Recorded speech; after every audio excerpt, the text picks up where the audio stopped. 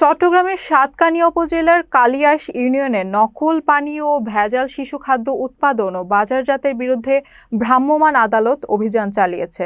অভিযানে ২টি প্রতিষ্ঠানে মোট ২ লাখ টাকা জরিমানা করা হয় এবং বিপুল পরিমাণ ভেজাল শিশু খাদ্য ও নকল ড্রিঙ্কস জব্দ করে ধ্বংস করা হয়। অভিযান সূত্রে জানা যায়, প্রাণ কোম্পানির রোবো ড্রিঙ্কসের আদলে নকল পানীয় তৈরি করে একটি চক্র দীর্ঘদিন ধরে বাজারজাত করে আসছিল।